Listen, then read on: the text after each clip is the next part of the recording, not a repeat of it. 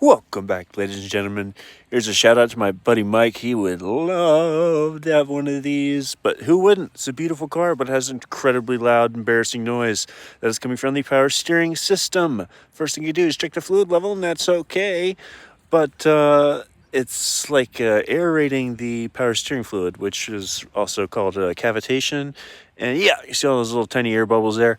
And so that's cavitation. And so you got to look for leaks, places where it could suck air. I thought maybe it was just that hose. No, because look how easily that moves, even with the clamp on there. And so that is a pretty much surefire indicator that the O-ring seals inside of the power steering pump itself are going to be equally hard, and so it's can pull air from there and make all kind of horrible noises. So we'll get a fresh power steering pump and get this looking as slick as it drives.